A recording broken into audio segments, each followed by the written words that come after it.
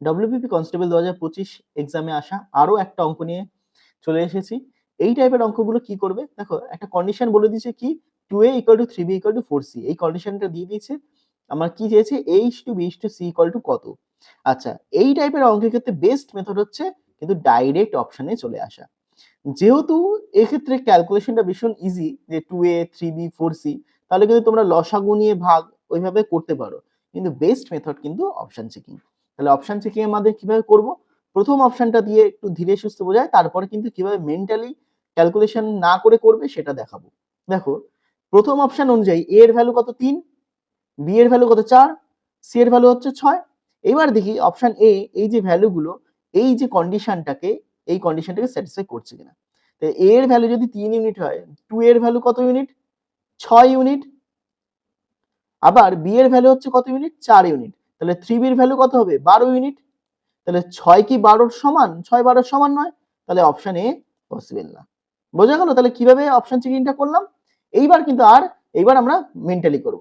দেখো a এর value হচ্ছে 8 ইউনিট, তাহলে 2a কত হবে, 16 ইউনিট। আবার b এর ভ্যালু হচ্ছে কত ইউনিট, 6 ইউনিট। তাহলে 3b এর ভ্যালু কত হবে, 3 6 8 ইউনিট। তাহলে এই পাশে 16 ছিল, এই পাশে 18, সমান নয়, তাহলে অপশন বি ও সম্ভব না। অপশন সি তে চলে আসি, a এর ভ্যালু কত 3 ইউনিট, তাহলে 2 এর ভ্যালু কত হবে, 6 ইউনিট। আবার b এর ভ্যালু হচ্ছে 6 ইউনিট, তাহলে 3b এর ভ্যালু কত হবে, 3 6 8 ইউনিট। তাহলে 6 18 সমান নয়, তাহলে অপশন সি ও সম্ভব নয়। সুতরাং আনসার কিন্তু অপশন ডি। তাহলে এক্সাম যদি হতো, তাহলে এখানে আমি আনসার টিক করে পরের অঙ্কে চলে যেতাম। আচ্ছা, এইবার একটু তোমাদের বুঝিয়ে দিই, এই ক্যালকুলেশনটাও একটু চেক করে দেখাই। দেখো, যদি a এর ভ্যালু 6 ইউনিট হতো, তাহলে 2 এর ভ্যালু কত হতো, 12 ইউনিট। ঠিক আছে, b এর ভ্যালু যদি 4 ইউনিট হতো, তাহলে 3b এর ভ্যালু কত হতো, আবার সেই 12 ইউনিট।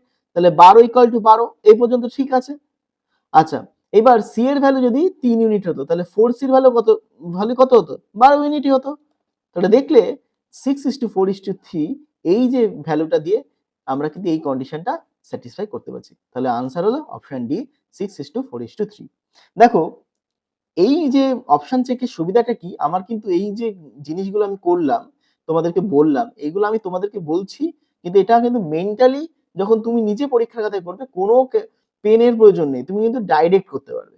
কিন্তু যখন লসাগু বা ওই শ্যাডো মেথড দিয়ে করবে, তখন কিন্তু একটু হলেও কিন্তু তোমার পেন পেপার লাগবে। তাহলে আমাদের পরীক্ষার মূল উদ্দেশ্য যে হচ্ছে যে আমরা দেখেই কিভাবে আনসার করব।